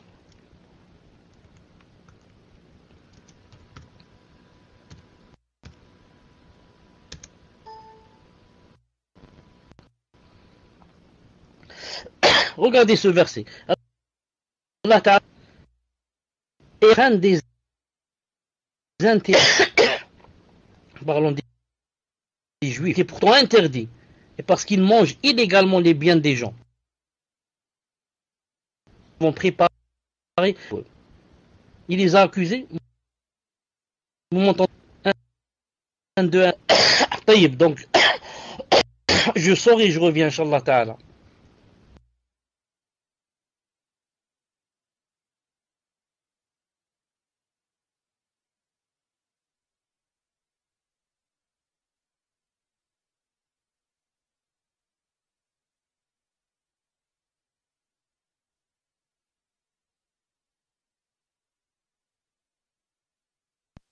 Akhi Muslim, si tu essayes de sortir et de rentrer comme cher, peut-être que le son reviendra bien, Inch'Allah.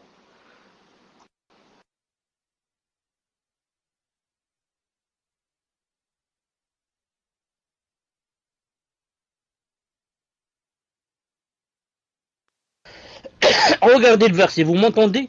Est-ce que vous m'entendez mieux cette fois? Alhamdulillah. Et à cause de ce qu'ils prennent des intérêts usuels, ils font la riba. Et pourtant c'est interdit qu'ils fassent la riba et ils mangent illégalement les biens des gens. Parlons des Yahoud. Et pourtant, le prophète sallallahu alayhi wa sallam, quand les Yahoud et même les gens du livre, les autres, c'est-à-dire les chrétiens, les invitaient, ils allaient chez eux.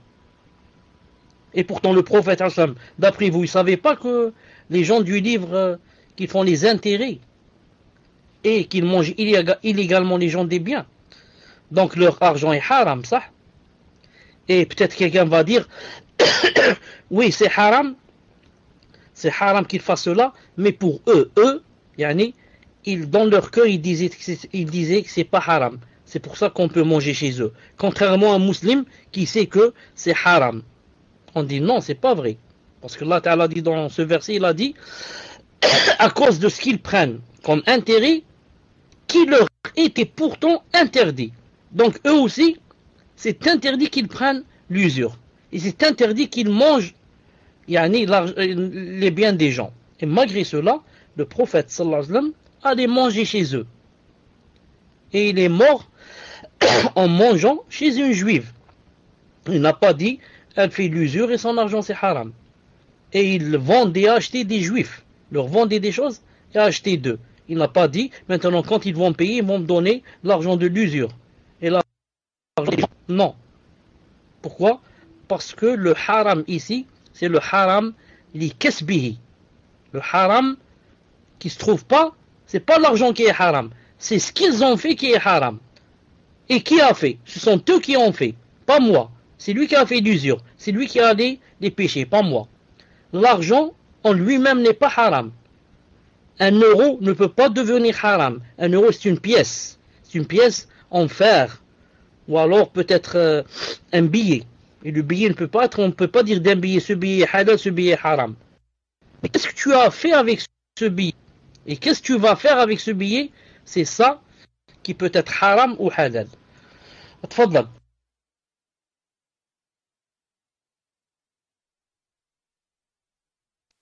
Barakallahu fikum, cher. Question suivante. Donc, je vous repose l'autre question, car vous m'avez coupé. Donc, le frère demande, concernant le fait de solliciter Allah Ta'ala par son unicité. Le frère dit qu'il n'a rien compris. Pouvez-vous lui expliquer, cher, et lui donner des exemples, car il a peur d'avoir des ambiguïtés. Barakallahu fikum, cher. Naam, c'est la chose la plus simple et la plus facile. Quand tu demandes à Allah Azza wa Jal, en disant Ya Allah, je te demande, toi qui n'a pas d'associé, toi qui n'as pas d'épouse, toi qui n'as pas d'enfant, de me donner. Tu es en train de demander Allah subhanahu wa ta'ala en citant son unicité, qu'il est le seul qui détient les cœurs de ses créatures, qui est le seul à donner le risque aux gens.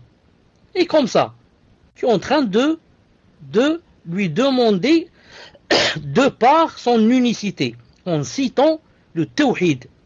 Qu'Allah n'a pas d'enfant, qu'Allah n'a pas d'épouse, d'associer comme ça. C'est simple donc. Il y a un hadith du prophète sallallahu alayhi wa sallam authentique qui dit il n'y a pas quelqu'un qui aime les éloges plus que Allah subhanahu wa ta'ala. Non. Il y a une grande différence quand, par exemple, je lève mes mains et je dis Ya Allah, je suis malade, yani, guérissez-moi. Ya Allah, je suis malade, guérissez-moi. Et entre celui qui dit Ya Allah, Ya Al-Azim, Ya Al-Rahman, Ya Al-Rahim, Ya Allah, Ya Man Shafaita, et il commence à citer les gens, Ayoub, Ya Man Shafaita Ibrahim, Ya Man Kada, Ya Man Kada, et je commence à lui faire des éloges. يا من خلقت السماوات والأرض يا من خلقت الكون كله يا من et je commence à lui citer يعني ses actes ses beaux actes ses noms ses attributs. Ensuite je lui dis يعني donne-moi la guérison. Il y a une grande différence entre les deux. Il n'y a pas quelqu'un qui aime les éloges plus qu'Allah Ta'ala. Hadith authentique authentifié par Sheikh Al-Albani rahimahullah ta'ala. نعم.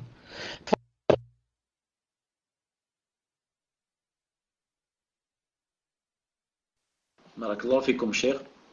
Question suivante d'un frère qui vous dit Cheikh, qu'Allah le Tout-Puissant vous préserve, ainsi que votre famille, et qu'il vous récompense fi dunya wal akhirah. Naam, Akhi Muslim, si tu peux demander donc au frère si c'est bien clair pour lui maintenant. Barakallahu fik.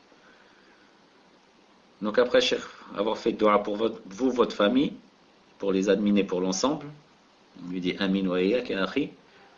Le frère demande Ya Cheikh, ma question concerne la aqidah de nos enfants.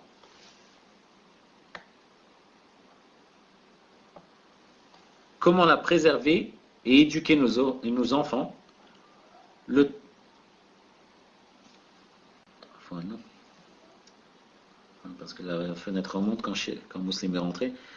Donc une question, Cheikh, en ce qui concerne la aqidah de nos enfants. Comment la préserver et éduquer nos enfants le temps qu'Allah Ta'ala nous facilite la hijra dans le pays de Kufr, surtout dans les écoles et le pays, et dans l'ensemble du pays. Cheikh, Jazakallahu khairan.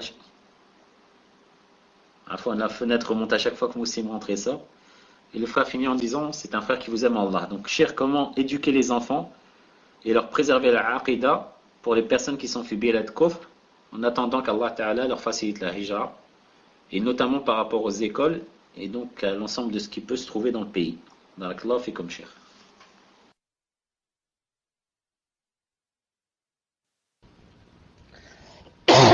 D'abord, afin pour cette tout, car ceux qui sont anciens avec moi depuis des années sur le plateau connaissent et savent que pendant la période d'hiver comme ça, que je reste 3-4 mois, à tousser, et surtout à chaque fois que je parle. C'est une sorte d'allergie. C'est-à-dire que quand je commence à parler, il y a ce qu'on appelle les cordes vocales. Les cordes vocales qui commencent à chauffer. Et quand elles chauffent, elles font des problèmes. Donc je dois, c'est-à-dire, quand je m'arrête de parler, il n'y a rien. Subhanallah, la même chose quand je fais ici. Dès que je m'approche du micro et je commence à parler, subhanallah, au point où, ça m'est arrivé déjà 2 ou 3 fois, des gens se lèvent de la mosquée, aillent, partent chez eux, ceux qui habitent pas loin de la mosquée, et me ramènent des tisanes. Quelqu'un m'a ramené la fois passée du miel, l'autre m'a ramené je ne sais quoi, quelque chose que j'ai bu, je ne sais pas quoi, il m'a dit c'est pour la toux, c'est pour ceci, pour cela, Jazallah khairan, je ne sais pas ce que j'ai bu, quelque chose de avec sa bonne niya. Donc, le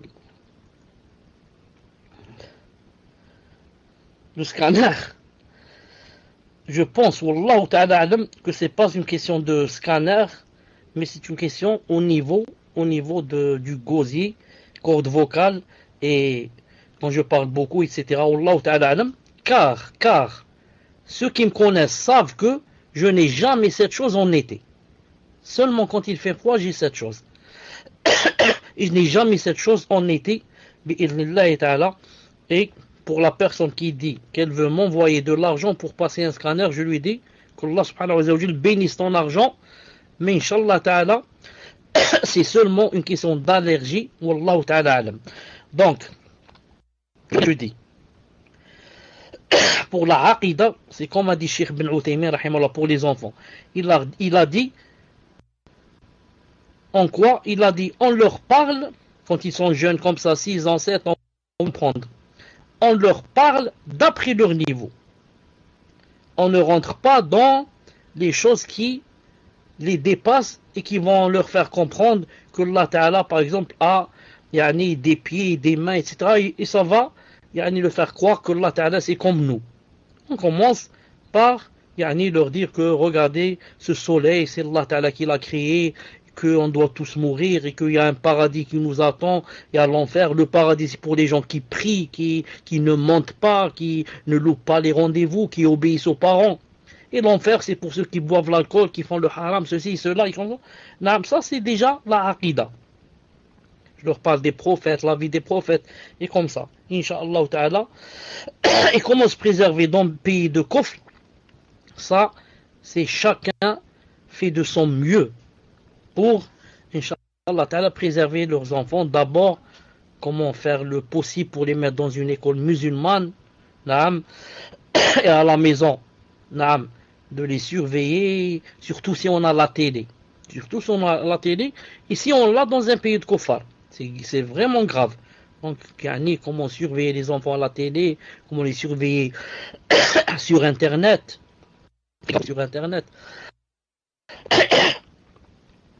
Et, comme je vous ai dit une fois, de ne pas, d'avoir toujours l'œil éveillé par rapport aux enfants. Est-ce qu'ils font la salat à l'heure? Est-ce qu'ils lisent dans... Est-ce que ceci, est-ce que cela? Et tout ça, Inch'Allah Ta'ala, ça rentre dans les hasanat que Allah Ta'ala donne aux gens et aux parents qui font comme ça, bi'idhnillah Ta'ala, en faisant son possible de se préparer pour quitter le pays des Kufar. Je me rappelle, vers les années 82 ou 81, en 1981 ou bien 82. Pour la première fois, j'ai été à Marseille. 2 fois consécutivement. Une fois et peut-être 1 mois après ou 2 mois. J'ai été envoyé.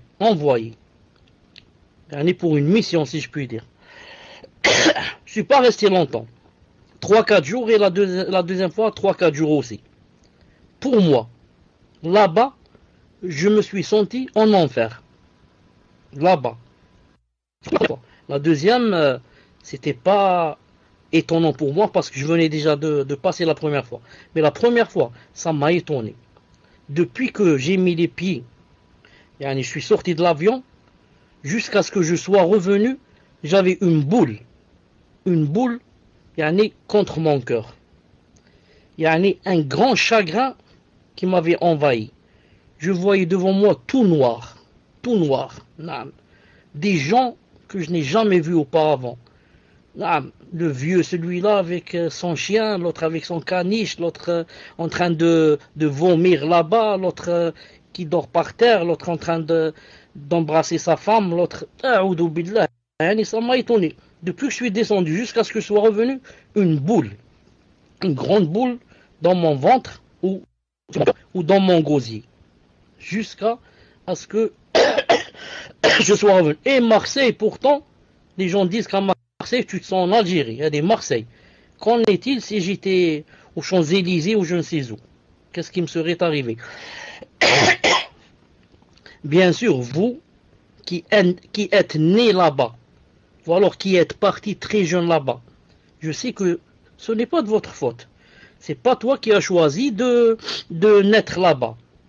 Ni c'est toi qui dit, moi je vais aller là-bas pour vivre là-bas. Peut-être tu es allé par contrainte pour vivre avec tes parents, je ne sais quoi. Non.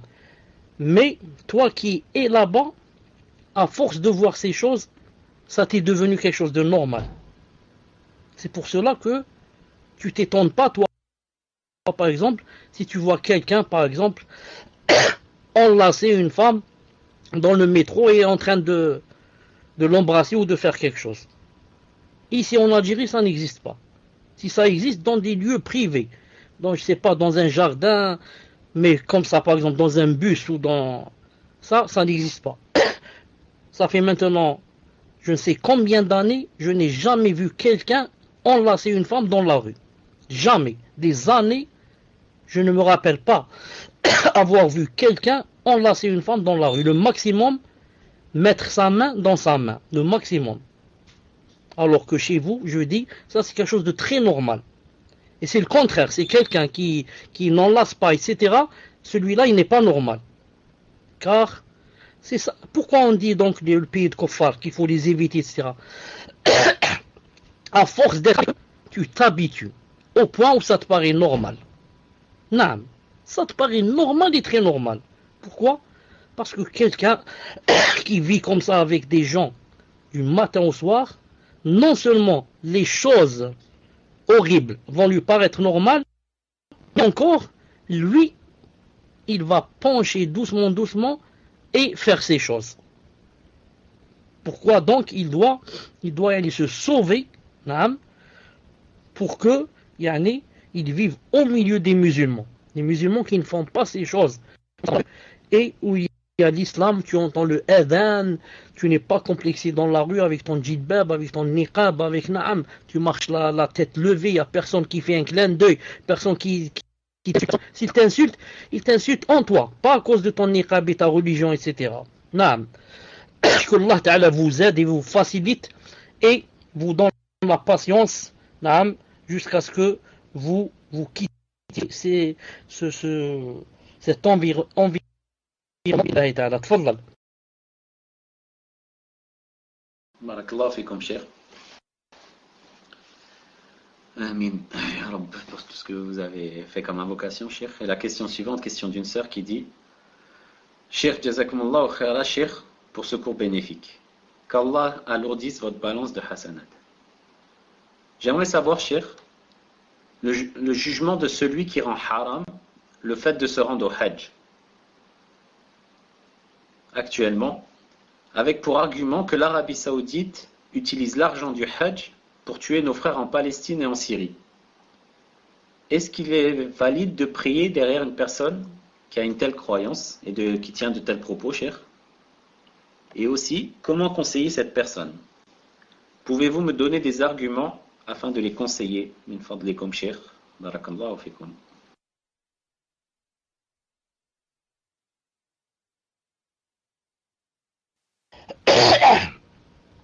D'abord, je dis à Mouahidin, barakallahu fik pour le conseil, il est arrivé, bi'idhnillahi ta'ala.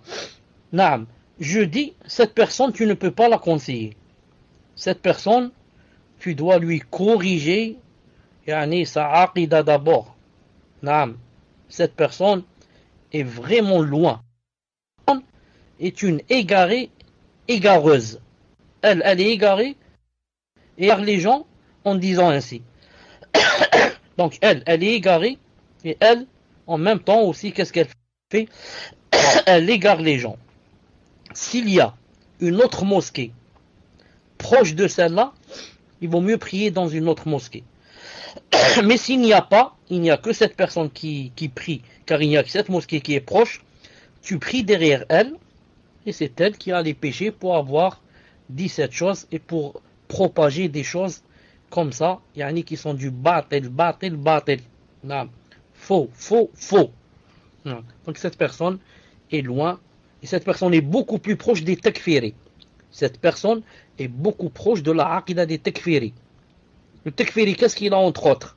Les khawarij de nos jours, contemporains. Les enfants de Dhul Khuwaysira, les enfants de leur aïeul, leur grand-père, Dhul Khuwaysira. Qu'est-ce qu'ils pensent? Tous, ils sont unanimes à dire ça, que l'Arabie Saoudite, c'est le pays, c'est le premier pays ennemi. Pourquoi? Parce que Zama, d'après eux, Zama ils sont musulmans, mais ils ne pratiquent pas, et ils mangent l'argent des gens, et ils envoient cet argent aux Yéhouds, aux Juifs, pour tuer les Palestiniens. Subhanallah al-Azim. Subhanallah al-Azim. Hasbunallah wa ni'mal wakil. Hasbunallah wa ni'mal wakil. Hasbunallah wa ni'mal wakil.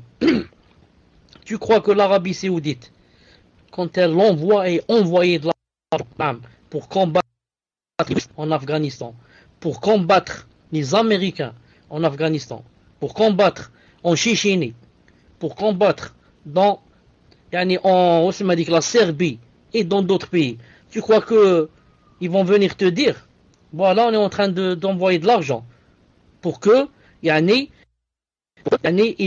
mettent contre eux les États-Unis et toute l'Europe.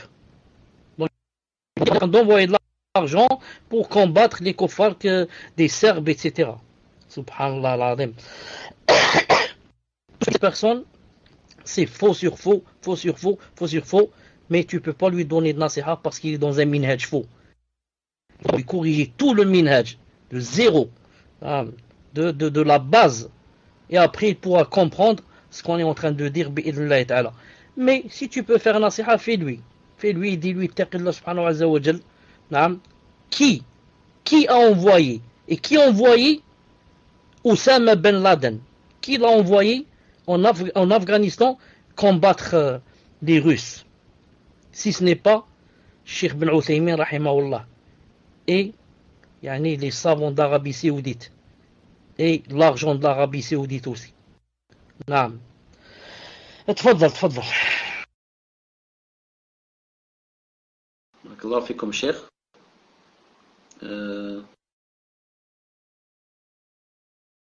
عفوا ابن محمد, est-ce que tu m'entends? Est-ce que tu m'entends, Mohamed? Afwan, pour le désagrément, j'ai repris vite le micro car je me suis rappelé une chose. Quand j'ai dit comme ça en parlant de Cheikh Ben Uthaymin qui a envoyé Ben Laden, j'ai oublié, je me suis dit peut-être certains vont dire, donc Cheikh Ben Uthaymin donc était ravi du minhaj de Oussama Ben Laden puisqu'il l'envoyait en Afghanistan pour qu'on se réunissait avec lui à Anaïsa, dans la ville de Cheikh Ben Uthaymin, etc. Il y a même une vidéo où il est assis avec lui. Donc, alhamdoulilah, ils sont de connivence. Alhamdoulilah. Réponse? Non. Quand il a envoyé Oussama Ben Laden, c'est avant de devenir takfiri.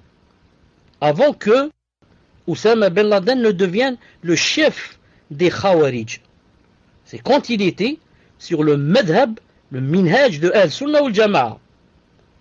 Et c'est pour cela que il y a une vidéo où Cheikh Ben Uthaymin est assis avec lui et en train de se parler, de se concerter sur le djihad, etc.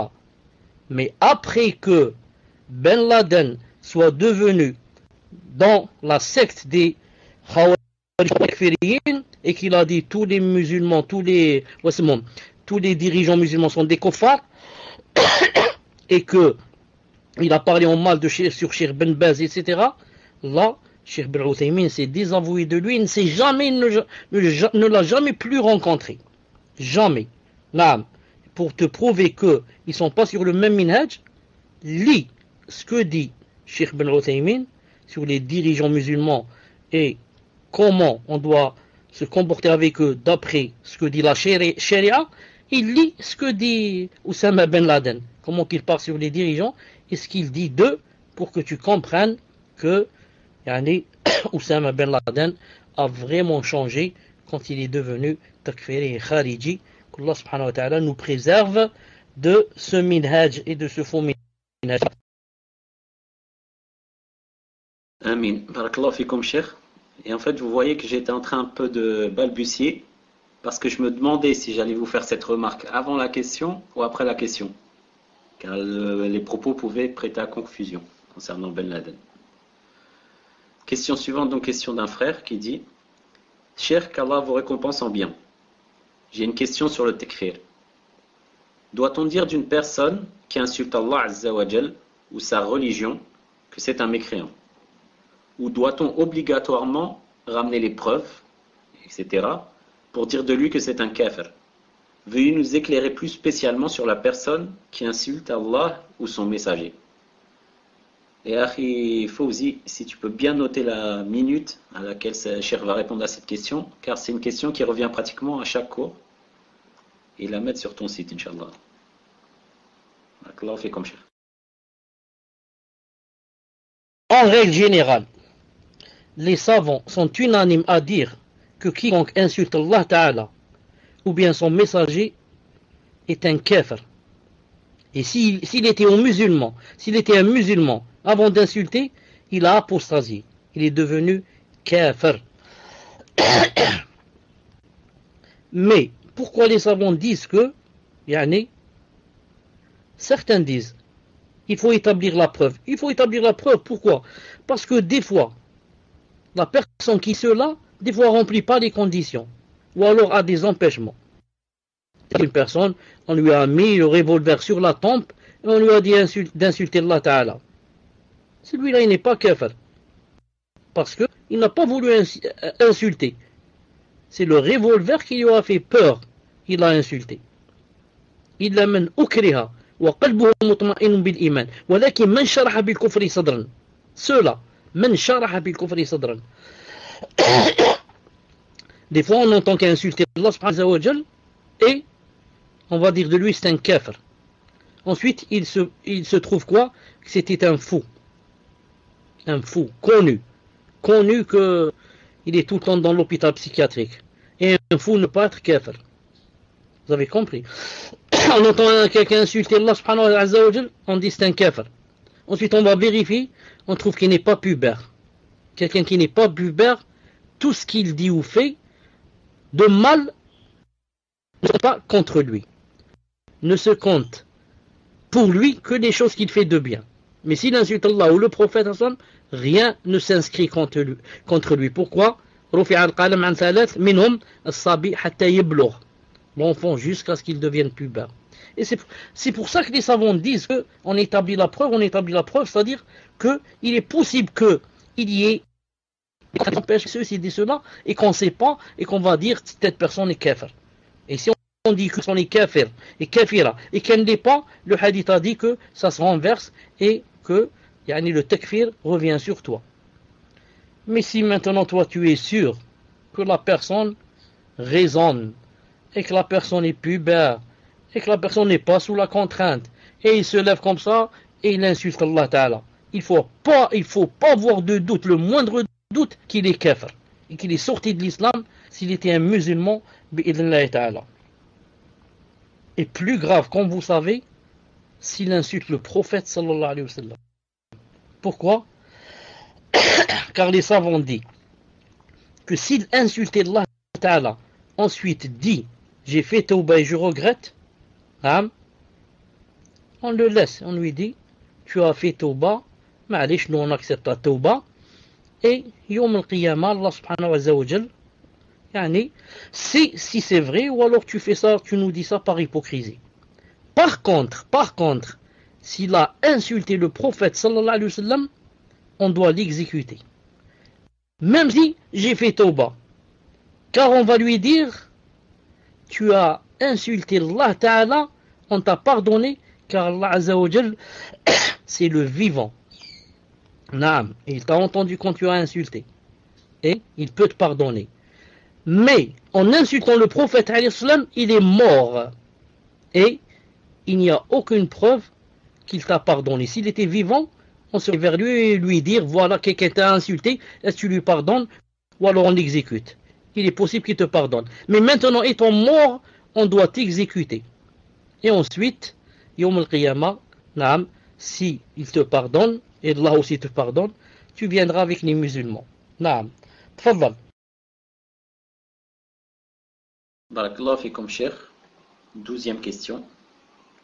Question d'un frère qui dit: Cheikh, qu'Allah vous préserve et vous accorde le firdaus ainsi que les admins. Amin walil jami'. Dans les annulatifs de l'islam, il est connu qu'il faut établir la preuve sur les gens qui font de la mécréance avant de dire d'eux qu'ils sont mécréants. Est-ce également le cas pour les catégories de personnes qui font la sorcellerie et ceux qui se moquent de la religion? Le sujet étant délicat, pouvez-vous me préciser la réponse? Barakallahu fikum. Je pense que la question précédente y répond, mais est-ce que vous avez quelque chose, cheikh, à ajouter pour le cas de la sorcellerie et ceux qui se moquent de la religion, cheikh? Barakallahu fikum. Et qu'Allah vous élève en degré, cheikh, ainsi que toutes les personnes présentes dans le salon. C'est la même chose comme ce que j'ai dit tout à l'heure. celui qui fait la sorcellerie se moque de la religion, celui qui se moque de la religion, on va voir. Si c'est un enfant qui n'est pas pubère, il est excusé. Si c'est un fou, il est excusé.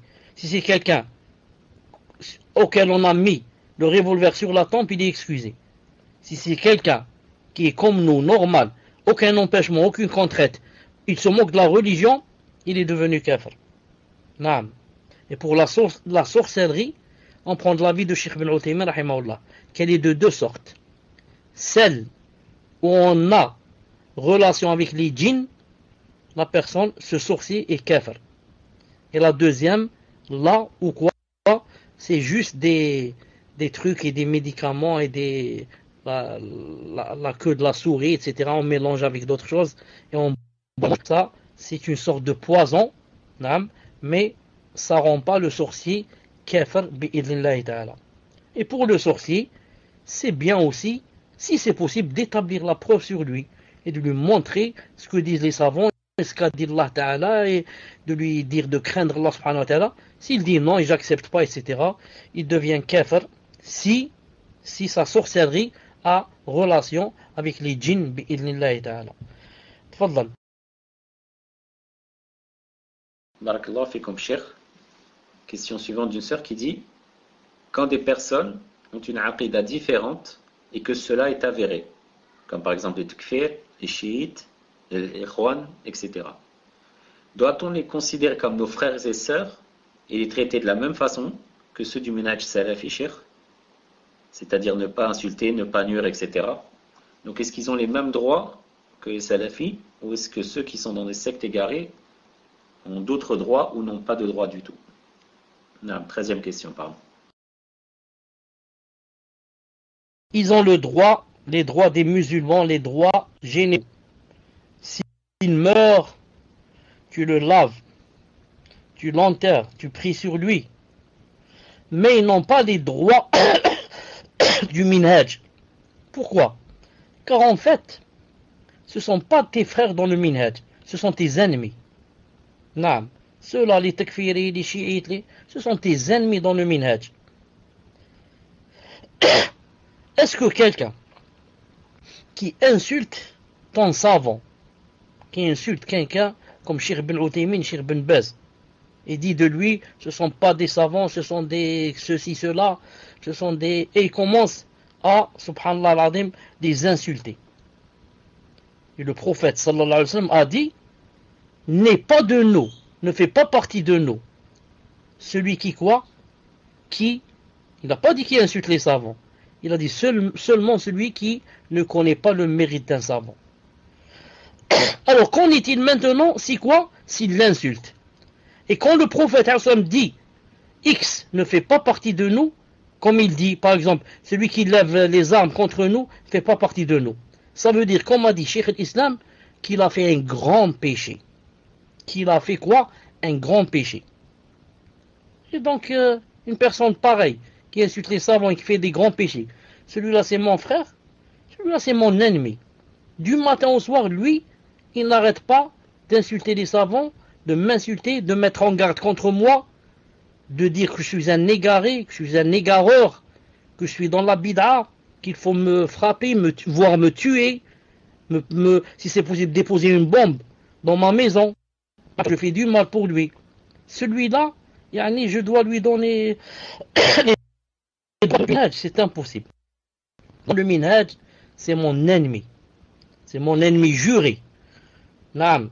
Moi, par exemple, comme d'ailleurs les savants disent ça. On dit, par exemple, que le rafidi,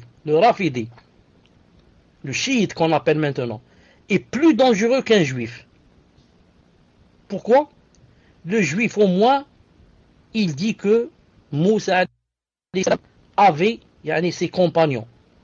En parlant, le juif, en parlant du prophète, notre prophète, même s'il ne l'aime pas, mais il reconnaît qu'il a des compagnons comme Abu Bakr, Omar, Uthman, Ali, etc. Les Rawafid, non. Disent les compagnons sont des kuffars. Le prophète Ali, lui-même, il avait des problèmes. Une de ses femmes a fait la zina. Aïcha. Il y a Cheikh Islam Ibn Taymiyyah a cité ça dans son livre, comment il s'appelle? C'est pas Sarim al-Masloul, Minhaj Sunnah. Minhaj Sunnah, en critiquant quand il a réfuté les Rawafid. Il a dit, et je l'ai ici, je l'ai noté, la page et le tome, où il dit que certains des Rawafid, vous savez ce qu'ils disent? Ils disent que le prophète sallallahu alayhi wa sallam, Allah Ta'ala le fera entrer en enfer. Puis il sortira de l'enfer. C'est quelle période? La période où il est resté avec sa femme Aïcha alors qu'elle avait fait la zina. Que Allah Ta'ala nous préserve et maudisse ceux qui ont dit cette phrase. Et les maudissent d'aujourd'hui et du jour où ils ont dit cette phrase jusqu'à Yom al-Qiyamah. Celui-là, je lui donne les droits. Celui-là, je dis, c'est mon frère. Masha'Allah, voilà mon frère, le Rafidi, comment il s'appelle, avec Hassan Nasrullah de Liban. Voici mon frère qui est venu, Masha'Allah.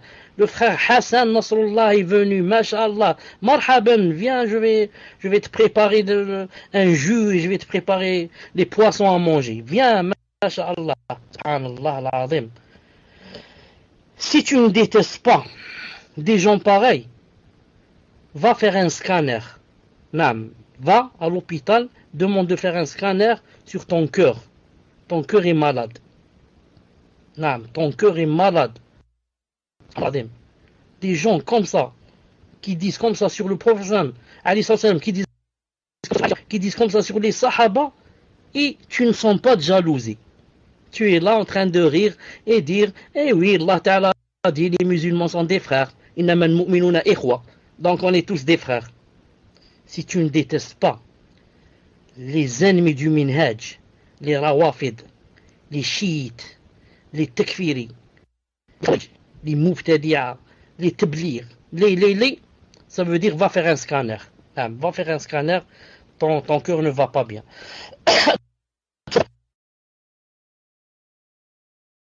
Est-ce que vous avez fini ou est-ce que le micro a sauté?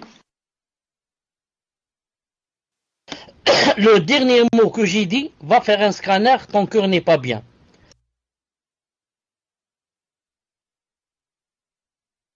Donc, alhamdoulilah, on a bien reçu tout ça. Enfin, on a bien entendu tout ça. Donc, cher, je vous pose la... Afin pour la coupure, hein. Il y a quelqu'un que, parce que les gens qui rentrent dans le salon, de temps en temps, je vois leur nom.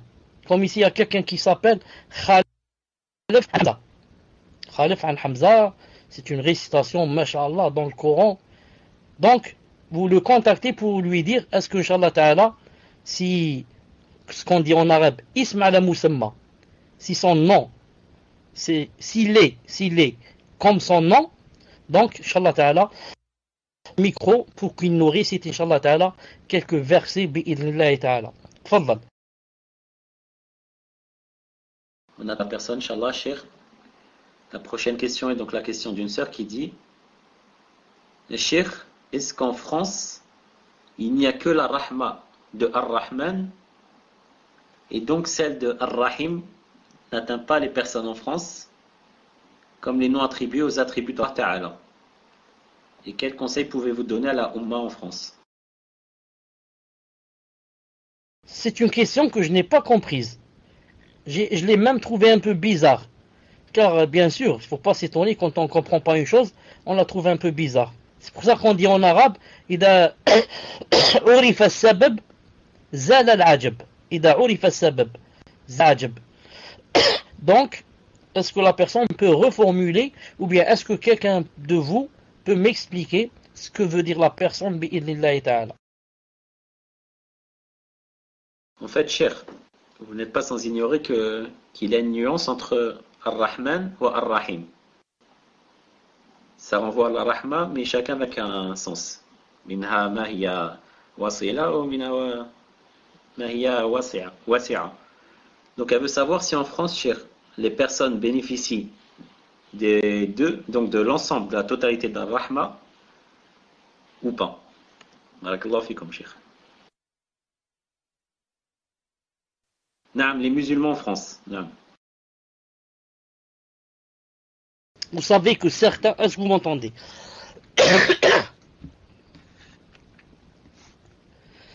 Maintenant quand je tousse, naam, et surtout ces 2 derniers jours, je tousse de ma poitrine. Naam, je tousse de ma poitrine. Walhamdulillah ala kulli hal. Je disais, Ar-Rahman Ar-Rahim. Ar-Rahman, comme on dit certains savants, c'est pour toutes les créatures, même les kuffars. Ar-Rahim, c'est pour les musulmans. Certains ont fait la différence, on dit que Ar-Rahman, c'est un attribut de l'essence. Et Ar-Rahim, c'est un attribut de l'acte. Al-Muhim. Pourquoi les musulmans de France, Allah Ta'ala ne serait pas, yani, Rahman et Rahim, les deux à la fois envers eux? Pourquoi pas? Peut-être que, yani, ont plus besoin de Rahma que nous.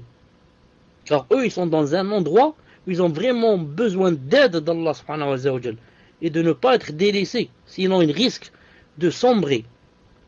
Naam, celui qui, ces musulmans qui sont en Europe, et qui n'a pas d'excuse pour rester là-bas. Il est possible que celui-là, que Allah Ta'ala soit en colère contre lui.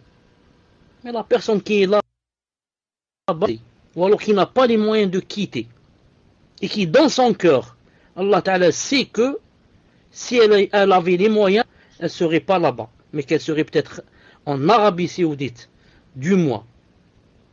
Donc, naam, Allah Ta'ala est Rahman Rahim avec cela. Et vous connaissez la fatwa de Cheikh Ubayd al-Jabiri, Hafidahullah Ta'ala, qui a dit que le moindre mal serait par exemple de vivre yani, à Birmingham, en Angleterre, plutôt qu'en France. Au moins il a dit là-bas, pour celui qui ne peut pas faire la hijra, au moins là-bas, yani, il y a, masha'Allah, les mosquées, les frères, les douros, les ceci, les cela. Naam. Donc, il y a toujours ce qu'on appelle moindre mal. Mais par contre, quelqu'un qui est ravi d'être parmi ces kuffars, est ravi de vivre avec les kuffars, et qui a les moyens de quitter, il ne veut pas quitter. Celui-là, s'il meurt, c'est vraiment difficile pour lui. Naam, tfadlal. Barakallahu fikum, cher.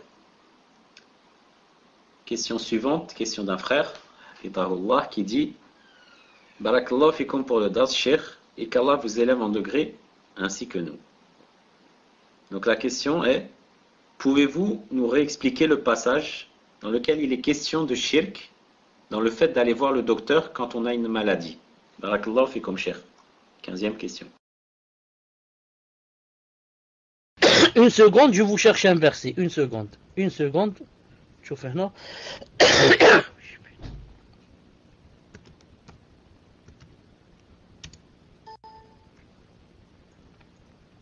Allah Ta'ala dans le Coran. Et quand je suis malade, c'est lui qui me guérit. Est-ce que vous entendez? Est-ce que vous entendez? Est-ce que vous voyez le verset?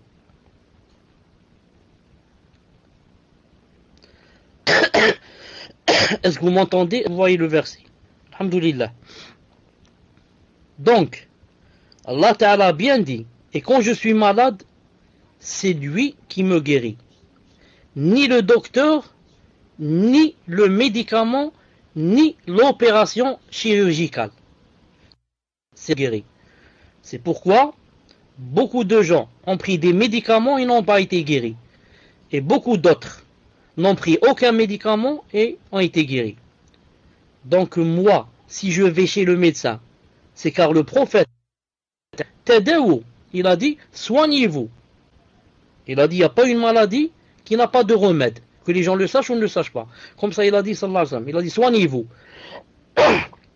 Moi, je vais chez le médecin dans le but qu'il me donne des médicaments pour que Allah subhanahu wa ta'ala me donne la guérison. Mais je ne vais pas pour qu'il me guérisse. C'est pour ça que j'ai dit tout à l'heure, si je vais chez le médecin dans le but que c'est lui qui va m'enlever le mal que j'ai dans le ventre, ça devient dans le grand shirk. Mais je vais chez le médecin dans le but qu'il me donne des médicaments. Ces médicaments, Allah Ta'ala les a fait comme sabab pour que ça donne la guérison. Mais le médecin peut me donner la guérison. Le médicament jamais peut me donner la guérison. C'est Allah Ta'ala qui donne la guérison. Le médecin et le médicament, ce sont juste des sabab. Des sabab. Ils ne peuvent me donner aucune guérison. La preuve, si le médecin pouvait me donner une guérison, alors pourquoi lui, il tomberait malade? Pourquoi il ne donne pas la guérison lui-même? Pourquoi il se laisse tomber malade? La preuve que la guérison ne vient pas de lui, mais vient d'Allah subhanahu wa ta'ala. Le seul. Naam. Voilà, Inch'Allah ta'ala, pour aujourd'hui. On arrive ici, on arrête ici parce que j'ai des difficultés maintenant quand je tousse. Ici, le frère a dit qu'il connaît cette riwaya mais qu'il ne peut pas prendre le micro. Barakallahu fi et jazallahu khayran. On ne peut pas lui demander quelque chose qu'il ne peut pas faire. Jazallahu khayran. On arrête ici, Inch'Allah ta'ala. On compte très bientôt, Inch'Allah ta'ala. Subhanakallahumma bihamdik. Ashhadu an la ilaha illa ant. Astaghfiruka wa atubu ilayk. Assalamu alaykum wa rahmatullahi wa barakatuh. Désolé d'avoir coupé. Mais, alhamdoulilah, c'est pas de ce. Mais si je continue, ça va me faire beaucoup mal. Assalamu alaykum wa rahmatullahi wa barakatuh.